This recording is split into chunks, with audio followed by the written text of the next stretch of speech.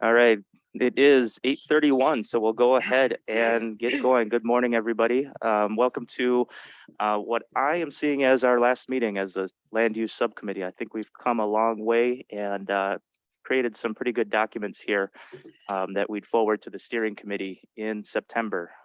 So what I'll do first of all is just briefly go over the document where it sits right now, and then I have highlighted a couple of areas that Luke and I worked on since our last meeting, both in the land use goals and objectives template that is up on the screen right now, as well as the future land use descriptions that we have for our consolidated land use designations. So in terms of land use goals and objectives, so these goals and objectives are what would go to the steering committee in September, along with those future land use designations, as well as the future land use map. And it's something that we can work on and can be edited and changed all the way up until final adoption of the plan, which we're thinking will be second quarter of next year. But I think we have a pretty good layout here of goals and opportunities, really focusing in on expanded opportunities for redevelopment, new development, first of all. And Brian, you weren't at the last meeting, but you'll see under number 3 is where we're taking a look at the bluffland zoning regulations and developable land, particularly outside of the Mississippi River Valley viewshed. And the second bullet point there, go ahead, Brian. I just affirmative. Okay, great. Yeah. And the second bullet point there is an indication that what we'd like to do is consider allowing steep slope or bluffland areas with public trails to satisfy parkland dedication requirements. That's similar to kind of what was proposed for the St. Croix Heights subdivision. And, you know, we see that as valuable from a city perspective moving forward. If there's undevelopable land and you can put public trails in there, to us, we think it's a win-win situation, not only for the people who are living there, but also for the general public as well. Those public trails would still have to meet the bluffland requirements for construction, so they can't be too wide, they have to be narrow, and they have to go through the approvals process. Have we talked about changing the slope on anything? And that's what would be under the first bullet point there, is examining those. Examining or actually changing them? 'Cause they are pretty restrictive. Yep. What I can do is I can, on this one, specifically call out slope. Please do, because you know we went from being what I thought was a really good rule as far as what the slope was, and we made it so it's impossible to build. You and I actually looked at some property, Carlos, where I thought the slope was actually perfect for a walkout, but based upon the new requirements that the city imposed, you couldn't build anything. Exactly, and changing the slope too right now, and just taking a closer look at it would, I think, better align the regulations with what has historically been farmed in a lot of these areas. I've always said farmers are smart people. If they drive a tractor on it, you can build a house on it. If they don't drive a tractor on it, it's too steep. Gotcha. We will specifically call out slopes. Please do. Under that bullet point. All right. Moving down the first page, flexible land use descriptions and zoning districts. So reducing the number of variances needed for new development. Here we specifically called out relaxing standards for accessory dwelling units and increasing maximum height permitted. So accessory dwelling units are something that we already permit throughout the city. But right now, if you want to come in and do it, the maximum is 15 feet. Accessory dwelling unit is like a living space above a garage. Well, you can't really fit that in a 15-foot tall building. So we want to take a look at increasing that maximum height and then also relaxing some of the standards. We have some square footage requirements and some other standards that have been shown across the nation that once you relax them, you actually start seeing a lot more of these things. And they're a benefit to the community because they're a way to add density and add additional housing choice without changing the character of neighborhoods. Add additional uses to zoning districts. This is where we took a look at I-1 zoning and commercial zoning districts and allowing residential. And then the top bullet point on the next page has to do with owner-occupied duplexes and existing structures or with small additions for existing parcels in the residential suburban land use designation. And I'll talk a little bit more about this when we get to the land use descriptions, but this is for existing subdivisions. I remember at the last meeting, there was some discussion about allowing a greater amount of housing choice in new subdivisions. And I think we still capture that, but this would pertain only to existing subdivisions. So that's new development in the existing. That's correct. Okay. Yep.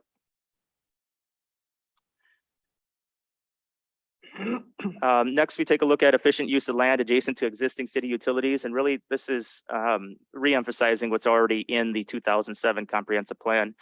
And just making sure that we're taking a look at what we have next to our existing utilities before expanding them, or at least considering it when we are talking about potentially expanding utilities. Next, maintaining neighborhood character while allowing for change. What we're looking to do is provide that transition between different zoning designations so that we have things that fit the character of an area, but allow for some change to happen. Next, resilient neighborhoods. That gets into permitting small scale commercial uses in the core area of Winona. And then also small scale commercial and appropriate suburban residential areas of Winona. This would be allowing like a corner store in the areas south of Highway 61. And we specifically noted here, permit small scale commercial uses in high traffic areas such as along county highways and at entrances to subdivisions. And we noted begin on corner lots permitted with standards. So we'd come up with some standards to make sure that if these new uses are introduced, that they fit into the neighborhood and that they're a benefit to the residents and not a detriment. So the highlighted 2 bullet points under number 3, which are next under permitting a diversity of housing types. This is where we took a look at, there was some discussion about the owner occupied provision at the last meeting. And so what we wanted to do is to allow the triplexes as permitted with standards on a typical 50 by 140 lot with limited exterior design standards and parking provided per city code.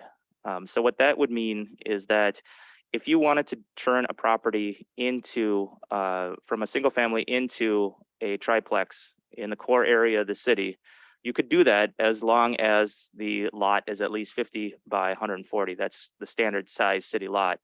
And if you wanted to have it owner occupied, you'd be able to do that as a permitted use. You would not have to do any type of special approval.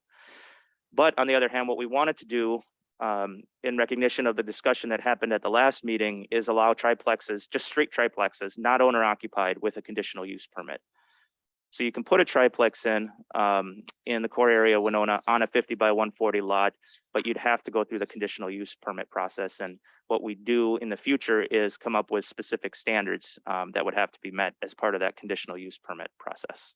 And what are those standards? The limited exterior design, what would that entail? Limited exterior design, just off the top of my head, 2 things: making sure that there's an entrance facing a street, and then some type of balance and rhythm when it comes to transparency or windows. You don't want a big blank wall and a little itty bitty window. You want to try to balance that out. But on the other hand, we also don't want to get too prescriptive with these regulations to still allow flexibility, but hopefully encourage quality development if you're turning something into a multi-unit structure. Carlos, does a triplex include a duplex with an accessory dwelling unit over the garage? Yes. Okay, thank you.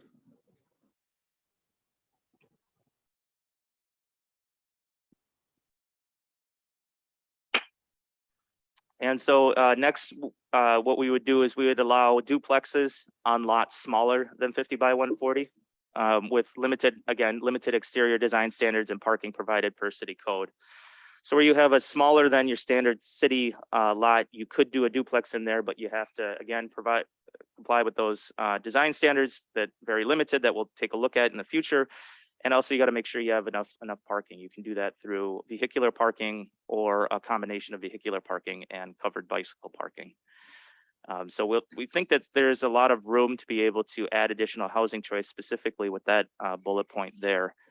And related to that one, we would want to put at some point determine a minimum lot size because we wouldn't want duplex to go in on a lot that's just too small. So think like I don't know, 1,000 square feet or 1,500 square feet, that type of thing. So, but that's detail that we take a look at in the future.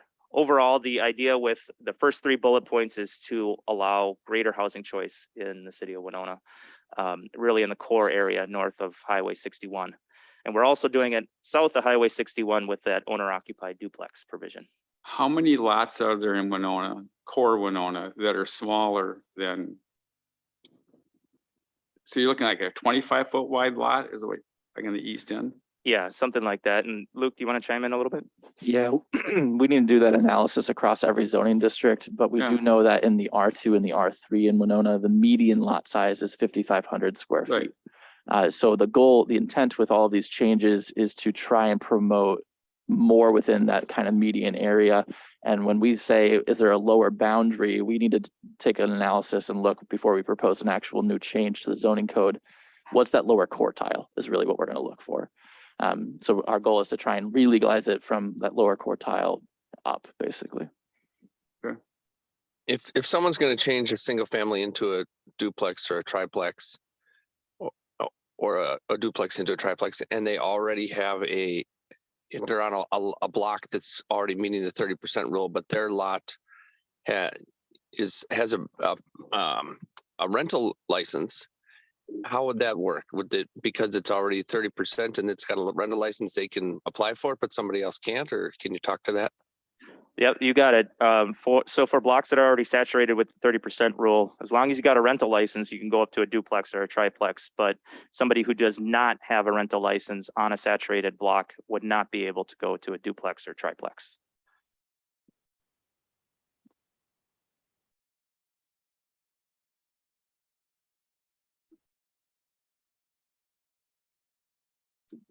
Any further discussion on those bullet points? Okay. Next, we have preserving and enhancing recreation and natural resource areas. Again, kind of balancing recreation and natural resource.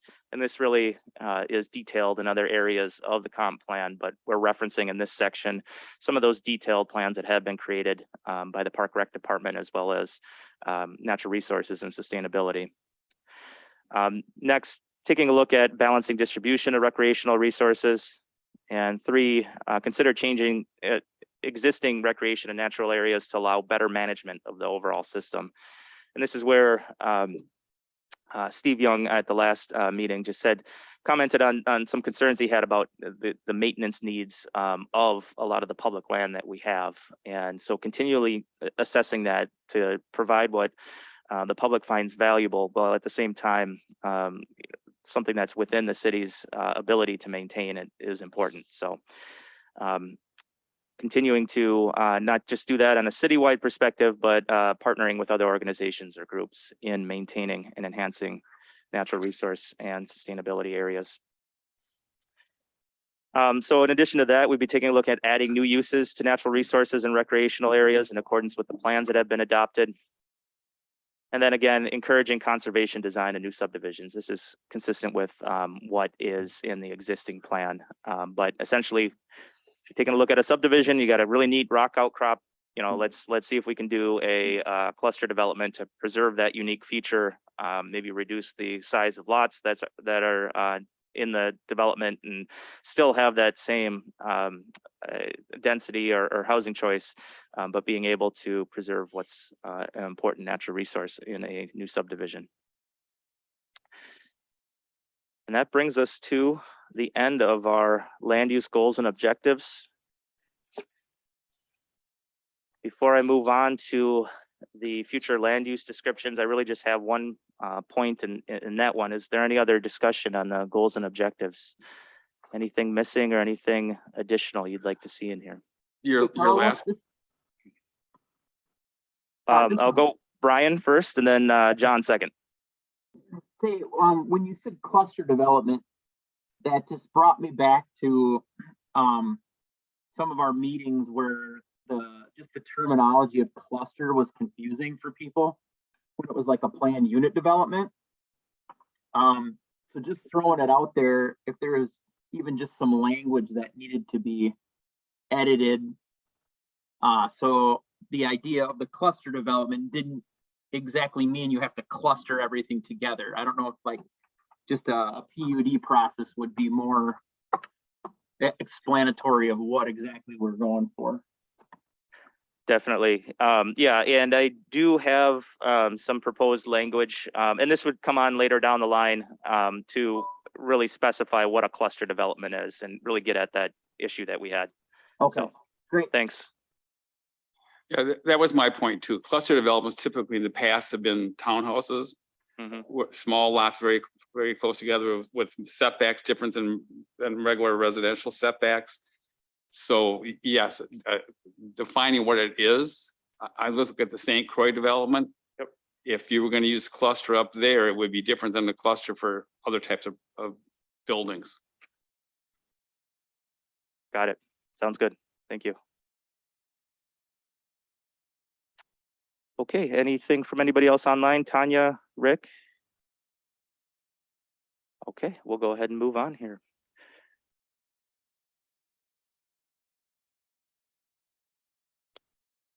All right, so next we have our land use descriptions, and I'll just kind of briefly go through these again. So these land use descriptions are what you would see on the future land use map. We have our first three mixed use zoning category or mixed use designation categories: downtown, downtown fringe, and neighborhood mixed use. This really mirrors what we already have in the plan to a certain extent. But when you actually look at applying these designations, as we discussed in the past, there would be more land designated as mixed use into the future, which hopefully will, again, encourage more housing choice as you're adding additional housing units into more areas of the city. And adding additional housing units particularly comes in areas that are in the current plan designated as commercial. So those commercial areas would be commercial mixed use. Again, think of the Mankato, Menards area, Walmart area, and the ability to add housing units into there as a permitted use or permitted by right. So that's what we'd be looking to do with this future land use designation. And then limited industrial, office, and fringe residential is allowing residential uses in some of the limited industrial areas if you're kind of on the edge of a district. A lot of the limited industrial areas, the I-1 areas currently that are zoned that are adjacent to residential. So it's what I think of as a good transition between a residential area and a more heavy industrial area, that light industrial transition area. And then, of course, general industrial, a lot of this has to do, think about some of the riverfront uses that port facilities, then factories, such as those on the east end. Next, getting into suburban residential. And suburban residential, again, this is pretty much what we would apply to everything south of Highway 61. And I highlighted two specific sections here. And this is where I wanted to differentiate between existing subdivisions and new subdivisions. So existing subdivisions would be a mix of predominantly single family units or two family owner occupied dwelling units in subdivisions existing prior to the adoption date of this plan. So this is where we say in this land use category, in this description, if you're existing, we want to allow owner occupied duplexes as a way to allow some additional housing choice, but maintain neighborhood character and try not to change things too much. But for new subdivisions, we'd build that additional housing density or housing choice right into the design of the subdivision. So you would have a greater mix of units in new subdivisions.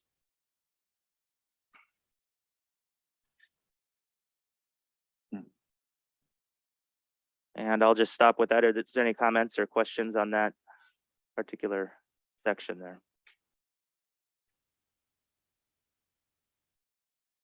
All right, next we go to traditional neighborhood, and this is really the core area of Winona, north of 61. Our areas that are currently north of 61 and zoned R1 or R2. And finally, we do mixed or multifamily residential for some of the areas that are zoned R3 in the core area of Winona. Following that, we have some more just general categories. I'm sorry, guys. Go ahead, Rick. I want to go back just for a second. In these high density rental neighborhoods, where 30% of the properties are rented, I'm just gonna throw out a what if. If somebody came in and wanted to convert a single family dwelling into an Airbnb in a high density rental neighborhood and they didn't have the rental certificate, would they be able to do that? They can do it as long as they live there. So you can go in and in a block that's already saturated, you can do a bed and breakfast or an owner occupied Airbnb, but you could not do a non-owner occupied. So you'd have to live there. Okay, thank you.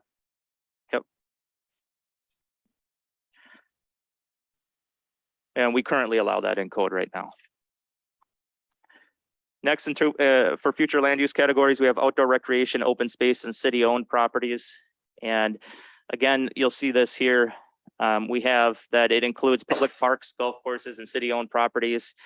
And public spaces are periodically reviewed and evaluated for new, additional, and or different uses in accordance with needs of the population. So if there's areas that come up that just aren't being used anymore, all the equipment is out of date, that type of thing. It's a big process to change something over from parkland or green space into something that could be potentially developable. But at the same time, it's something that should be considered as we move forward too. So that's just recognizing that as a possibility into the future. Then we have semi-public institutional and semi-public institutional. This is where we'd look at rezoning, not rezoning, but redesignating and rezoning areas. It would be creating a brand new land use designation, or I'm sorry, I'm mixing my words here. This land use designation would create a brand new zoning district that would allow more flexibility for campus style setups that we have. Think St. Mary's University, Winona State University, also hospitals, Winona Health, that would allow greater density and heights in this zoning district. So if Winona Health or WSU wants to expand, they don't need to come in for a variance because they're allowed greater heights than 35 feet, which a lot of those buildings are taller than 35 feet. Or Would that apply like to the YMCA too then? what's that? Would that apply like to the YMCA? Yes. Yep. And then finally, we have our urban expansion areas. And really, this is pretty much following the same land that we have designated in our 2007 comprehensive plan, but changing it from a really specific use-based designation to more of a corridor type of setting. So you would have 3 corridors following each county road south of the city. 17 with the on the east side, taking a look at that as a residential corridor, again, a mix of residential uses for new subdivisions, but then Highway 43 and 44 as a commercial, residential, and limited industrial corridor. So allowing a little bit more flexibility and non-residential uses in those expansion areas. That's all that I have. Any comments or questions on this document here? And this will be presented to the committee next month then?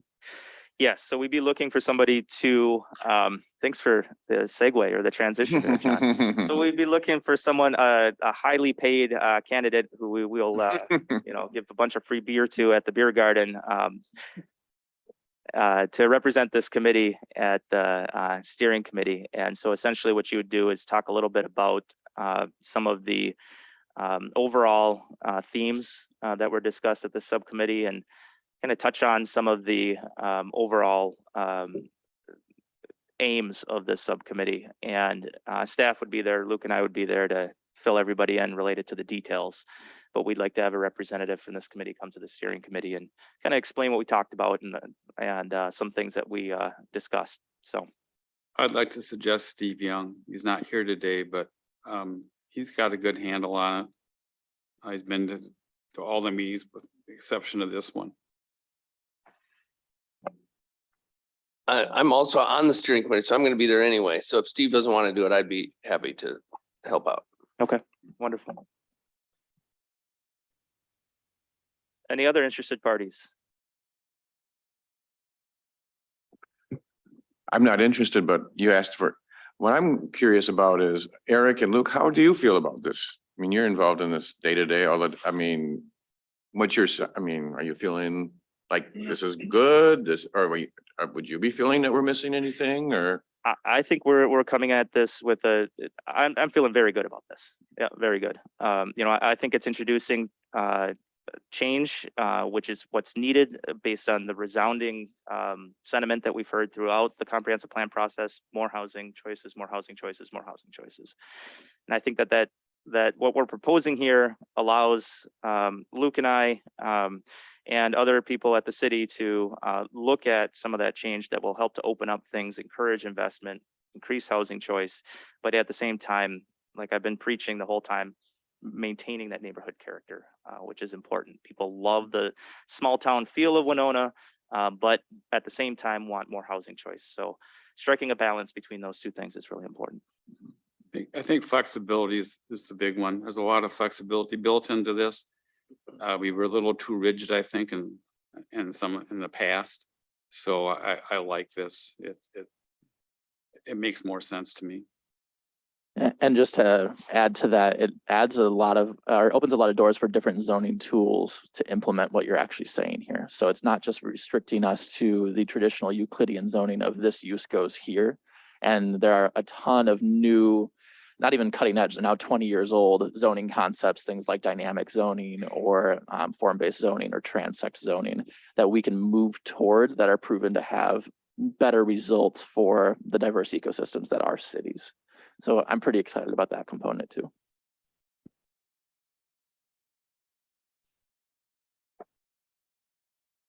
Okay.